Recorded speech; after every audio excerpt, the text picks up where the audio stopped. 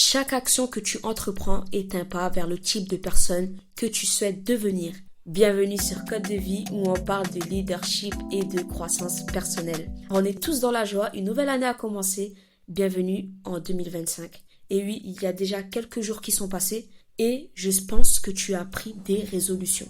On va voir une petite étude. La petite étude nous dit que seulement 40 à 45% des adultes prennent des résolutions à Nouvel An, mais que la plupart échouent à les maintenir après quelques mois.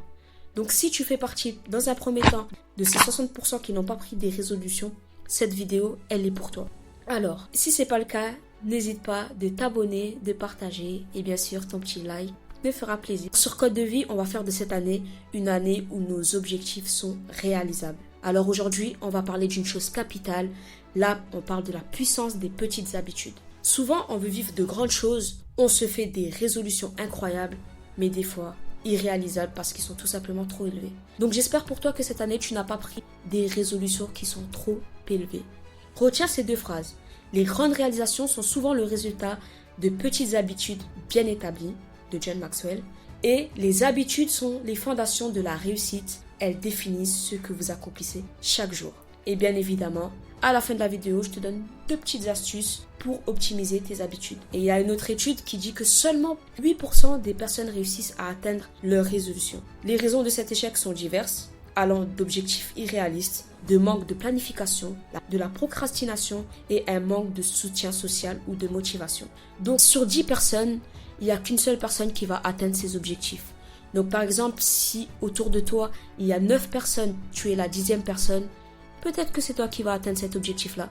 Mais parmi ces 10, il n'y en a qu'une seule qui va réussir à atteindre ses objectifs. Qu'est-ce que tu dois faire par rapport aux petites habitudes? Ne vise pas très haut. Premièrement, aie des objectifs précis et quantifiables. Cette personne qui te dit « je veux perdre du poids en cette année », non, c'est trop vaste. Et c'est pour ça que en 2024, en 2023, en 2022, tu avais ces mêmes objectifs-là et même peut-être tu as arrêté d'écrire cette résolution-là parce que ça ne s'est pas réalisé. Non, il faut que tu puisses écrire des objectifs qui soient précis. C'est pas seulement une perte de poids, tu dois dire combien de poids je vais perdre cette année et tu dois dire aussi quel type de sport je vais réaliser pour perdre ce type de poids. Qu'est-ce que je vais mettre en place chaque jour par rapport non seulement au sport que tu vas appliquer, mais par rapport à ta nutrition. Pareil, en ce qui concerne les finances. Tu t'es dit cette année je veux gagner plus d'argent. Mais est-ce que tu as déjà fixé un budget? Est-ce que tu as analysé le budget? Moi souvent je faisais cette faute-là. C'est que je mettais des budgets en place. Mais une fois que je l'ai mis au début du mois, je ne le regardais plus tout le reste du mois. Et j'arrive à l'autre mois. Je fais également un budget. Et je vois que j'ai pas respecté. Mais c'est normal que je n'ai pas respecté celui du mois dernier. Puisque je n'ai pas pris le temps de regarder par rapport à l'objectif que je me suis mis. Donc premièrement, ayez des objectifs précis et quantifiables. Deuxièmement, fractionne tes objectifs de façon trimestrielle. Pour cela, on va prendre l'exemple toujours par rapport au sport. Il faut que tu te dises, ces 3 prochains mois, je vais perdre tant de kilos. Je vais perdre tant de kilos de façon trimestrielle. Et là, ça va te permettre de pouvoir voir ton objectif, de pouvoir te réajuster, de pouvoir te dire que ce 2e trimestre, je dois me mettre un peu plus à fond que le premier. C'est pour ça que c'est important d'avoir des objectifs précis, quantifiables, mais aussi de les fractionner de façon trimestrielle. Pourquoi? Parce que des fois, quand on prend des résolutions, on est là, on est pris par les émotions, tu te dis, cette année 2025 ne sera pas la même que l'année dernière. En décembre, tu es motivé, en novembre, tu as été motivé, et là, on arrive en janvier 2025. Il se peut même que tu t'es déjà inscrit à la salle, mais on est déjà à la 2e, à la 3e semaine de l'année et que tu ne vas déjà plus.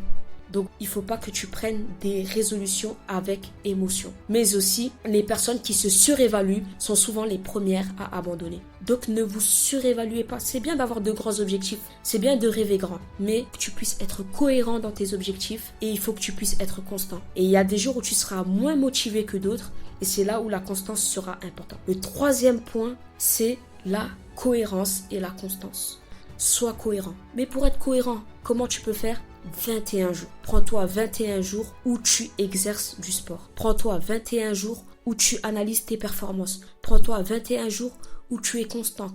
Que tu puisses avoir mal ou pas mal, C'est ça qui va te permettre de pouvoir faire de tes habitudes une identité. Oui, parce qu'il faut savoir qu'au fur et à mesure, nos habitudes deviennent notre identité. Il faut que tu puisses passer par un désapprentissage pour devenir la meilleure version de toi-même. Et vous devez modifier en permanence votre manière d'agir, votre manière de vous comporter. Alors, 21 jours va te permettre de mettre l'habitude en place et de te discipliner. Après ces 21 jours-là, si tu continues, même lorsque ta motivation va baisser, tu auras pris cette habitude-là. Donc, tu vas le faire de façon systématique, de façon automatique. Donc, c'est vraiment important que tu te bases sur 21 jours où tu pratiques du sport tous les jours, où tu te bases sur 21 jours où tu travailles de façon conséquente pour pouvoir être plus productif si c'est dans le business. Que tu puisses prendre ces 21 jours où tu analyses tes finances, ta manière de dépenser, ta manière de faire des courses. Ça peut être 21 jours, ça peut être beaucoup plus long, mais que cette habitude s'installe en toi et que ça devienne un style de vie. Parce que il faut que ces petites habitudes deviennent un style de vie. Par exemple, si tu as l'objectif de lire plus de livres, il faudrait que tu sois un lecteur. Mais pour devenir un lecteur, il faut que tu puisses lire plus de livres. Et après, l'objectif, ça ne sera pas de lire un livre, mais de devenir lecteur. L'objectif, ça ne sera pas de courir un marathon, mais de devenir coureur. L'objectif, ce n'est pas d'apprendre à jouer d'un instrument, mais de devenir musicien. Voilà, ce sont des petits exemples qui vont te montrer que si je mets les moyens nécessaires pour respecter mes habitudes vont devenir un style de vie. Si tu es désorganisé, petite astuce, fais ton lit chaque matin que tu te réveilles. Prends une autre petite habitude, je sais pas, fais la vaisselle de façon systématique, automatique, chaque jour. Tu veux devenir un sportif et que le sport soit ton style de vie. Entraîne-toi de façon régulière et le sport va devenir ton style de vie. Et les petites habitudes font partie de ton identité. Donc voilà, 2 petites astuces. Pour finir cette vidéo, prends le temps d'analyser là où tu veux changer et change seulement 2 petites habitudes. Moi, cette année, je veux plus de résultats sur cette chaîne. Je mettrai tous les moyens nécessaires pour réaliser cet objectif-là. Qu'est-ce que je vais faire? Je vais essayer de poster de courtes vidéos ou des shorts chaque jour, 2 petites vidéos, 2 grandes vidéos chaque mois. Je ne sais pas si je vais réussir, je ne sais pas si ça sera réalisable, mais je te parle à cœur ouvert pour te dire que voilà les petites habitudes que je vais mettre en place. Je ne sais pas dans quel objectif tu veux y arriver, mais ça se passe par les petites habitudes. Et si tu vois toutes les failles dans tes petites habitudes, dans ta nutrition, dans ton style de vie, dans ta façon de dormir, dans ta façon de manger, dans ta façon de méditer, dans ta façon de lire, dans n'importe quel domaine, analyse comment tu te comportes et change seulement 2 petites habitudes. Et au fur et à mesure, t'en prendras 2 autres, 2 autres, 2 autres, et tu verras le changement total dans ta vie. J'espère que cette vidéo t'a plu, qu'elle te parlera, et dis-moi surtout en commentaire les 2 petites habitudes que tu dois changer. Bienvenue sur Code de Vie, où on parle de leadership et de croissance personnelle, où on changera tous ensemble.